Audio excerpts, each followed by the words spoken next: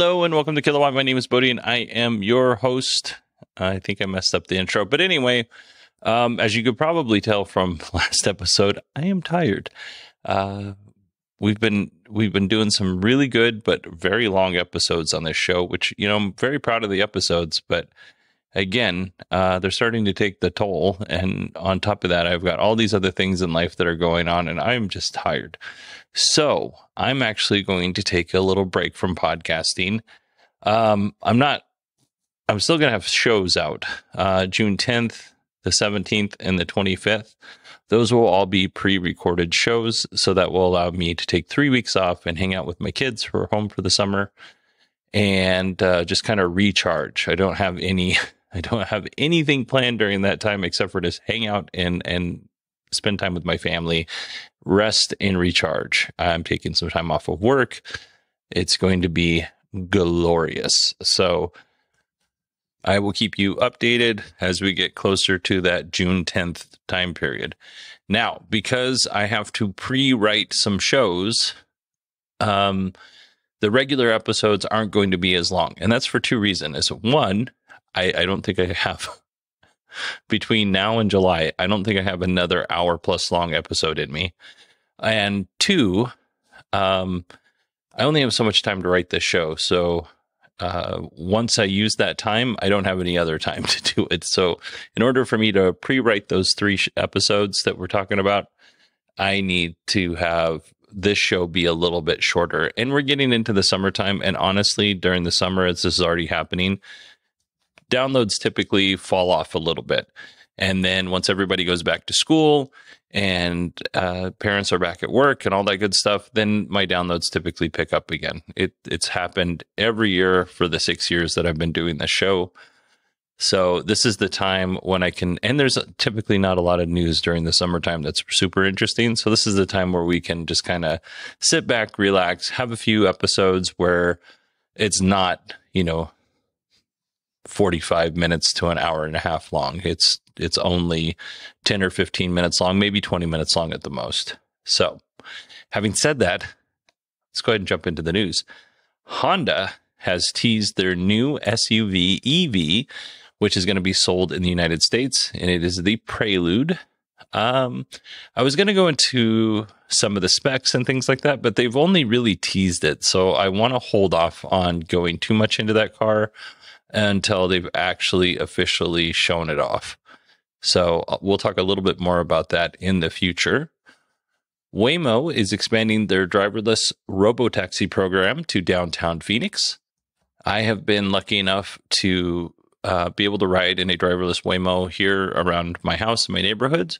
But where I live in the East Valley, where I live, we have very big streets, wide streets, and it's 4 lanes is pretty common.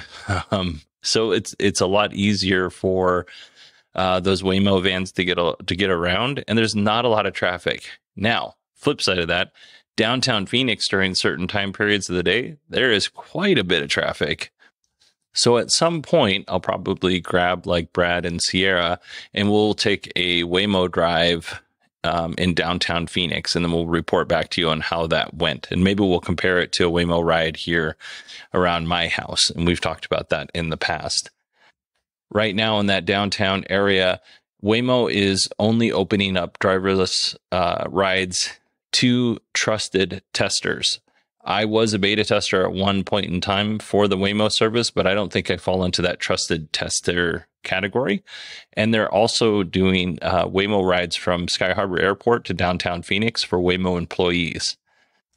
But as soon as they open all this stuff up, I will get back to you and I will let you know how exciting or terrifying it was. Lucid Motors has secured $3.4 billion in incentives to build their factory in Saudi Arabia. This factory is expected to be completed in 2025. It'll create 4,500 jobs, and it will help Lucid meet their goal of 500,000 vehicles per year by the middle of the decade. So in 3 years, Lucid wants to hit 500,000 vehicles. I believe the cheapest vehicle they plan on selling at this point is $60,000 in 3 years. I'm not saying they can't hit it in 10 years, but 3 years, good luck, Lucid. That's a really tough, that is going to be a really tough goal to hit, I think. I might be wrong. That's 500,000 globally, but geez, good luck. The VW ID Buzz, which is Volkswagen's recreation of the microbus, the 1960s microbus, will start at 64,581 euros, which is about $68,000 in the United States. And the Buzz Cargo, which is the cargo van, will start at 54,430 euros, which is about $59,520 here in the United States.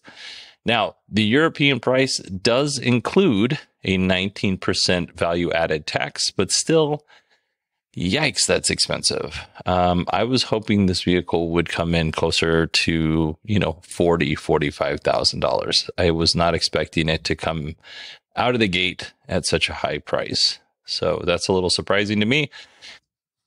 So the configurator will go live on May 20th, but you can only order one of these vehicles if you live in Europe. And then, we'll learn more about the US/North American version sometime next year. So yeah, I still think the Buzz is going to be awesome. I just was not expecting such a high price for that vehicle. Hyundai has announced that they will build a $5.5 billion plant in Georgia. The plant will be near Savannah, Georgia, and this will be Hyundai's first dedicated EV and battery manufacturing plant in the United States. The plant will employ about 8,100 people. And if you were curious, if it was close to Rivian's new factory, it's about a 4-hour drive away from Rivian's new factory. So Savannah, Georgia is more like on the coast, and that's where Hyundai's putting their factory.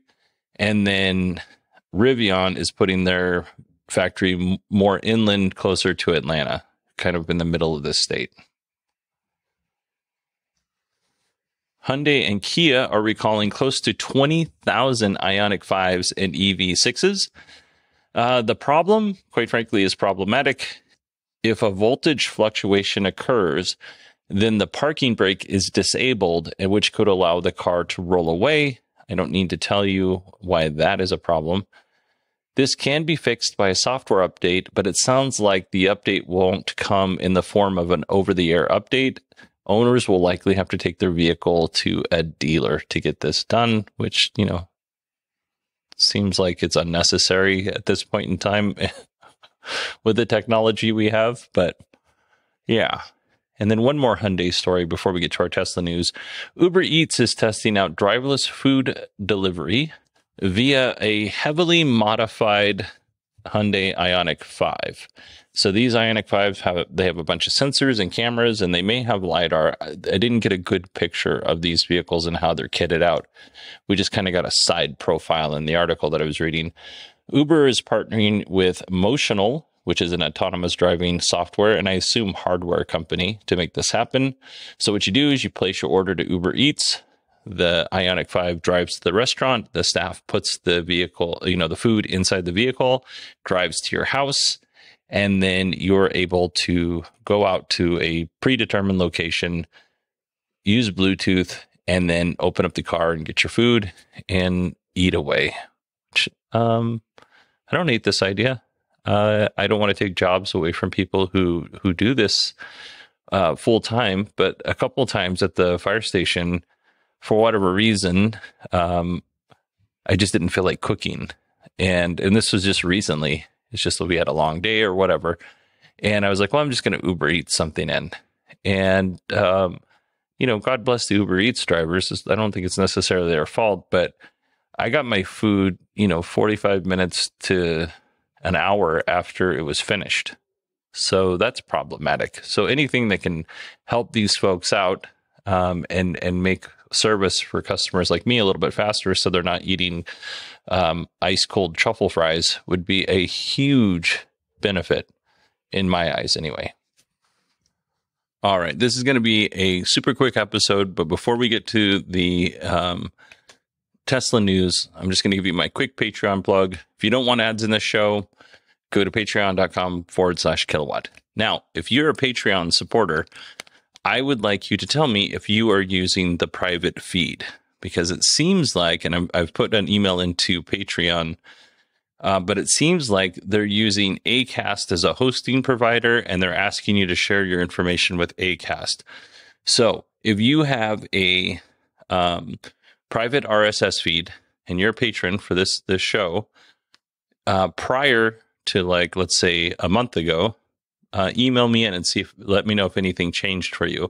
Now, if you haven't set up the private RSS feed yet, please email in Bodie at 918digital.com, BODIE at 918digital.com, and tell me if they're asking you to share information with Acast. Again, I've got a support ticket in with Patreon. They haven't got back to me yet, but this is new to me, and I don't think I read most of Patreon's update emails, and I don't think they said anything about this, but yeah, I don't know.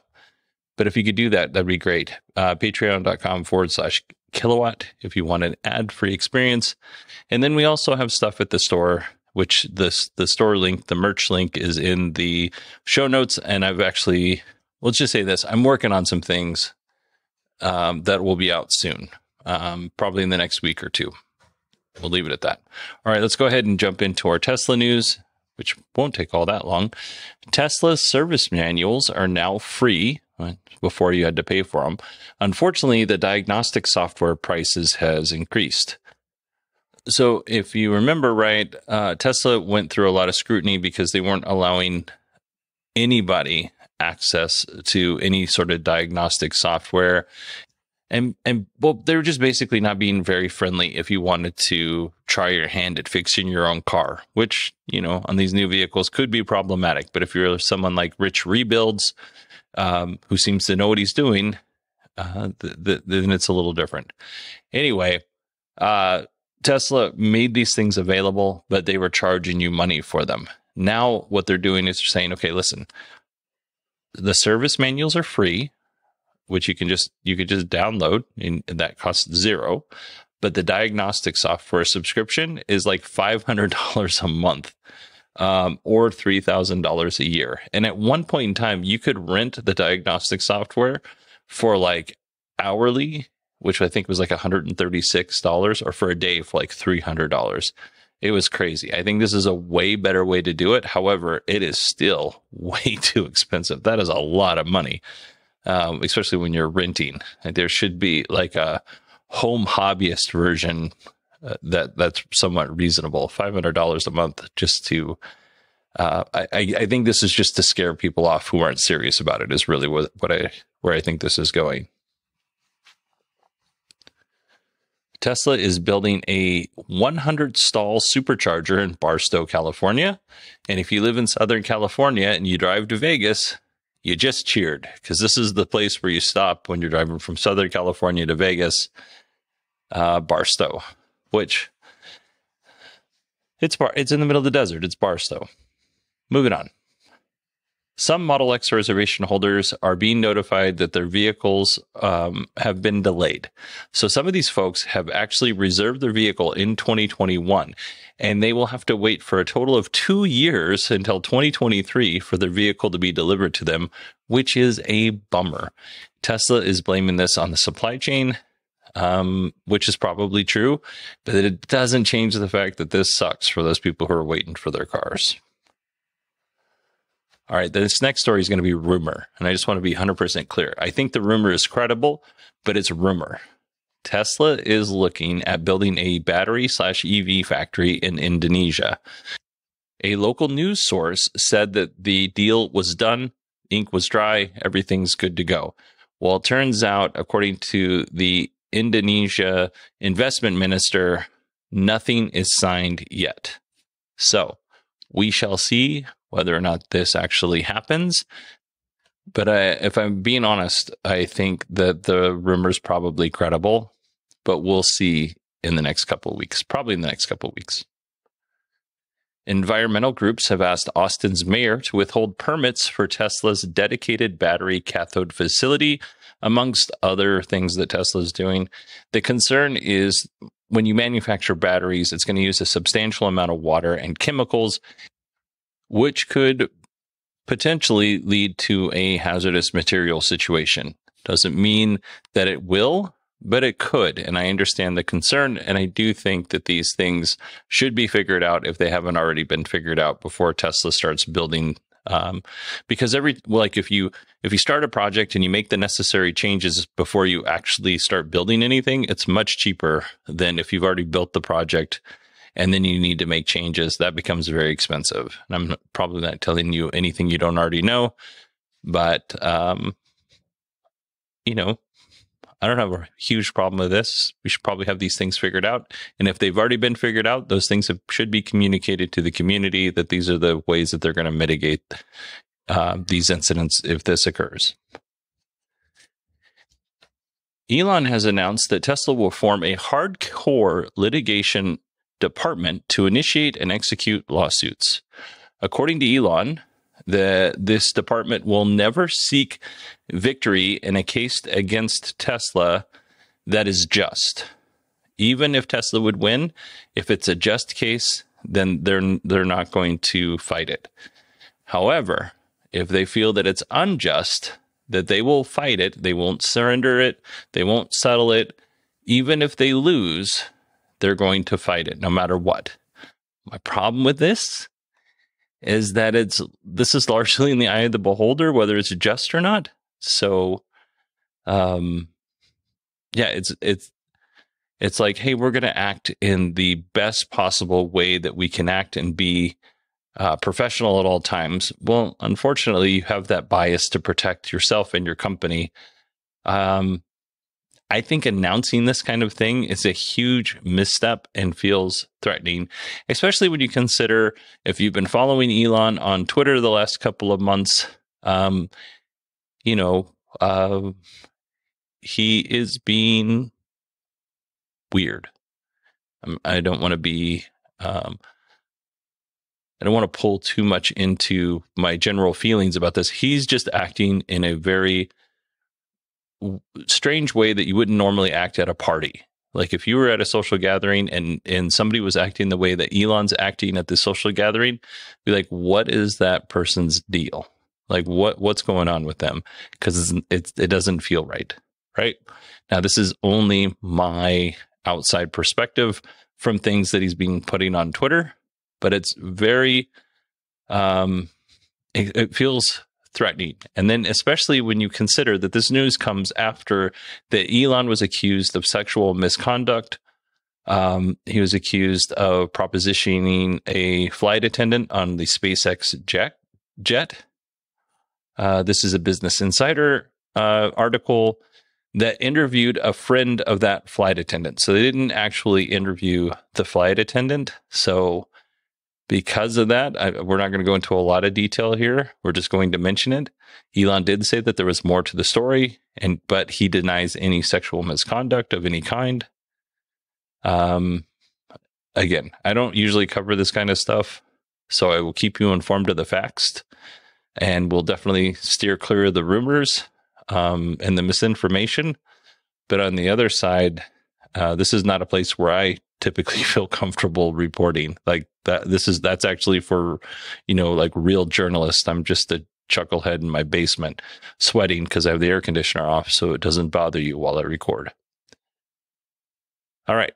Having said that, that is our show this week. So if you want to email me, and please do if you're a Patreon supporter and you have information on that private RSS feed for the show, it's Bodie, BODIE at 918digital.com. You can also find me on Twitter at 918digital. Then, I think that's it. Normal show next week, just a little bit shorter. Should be out on Friday. I hope you all have a wonderful week, and I will talk to you soon.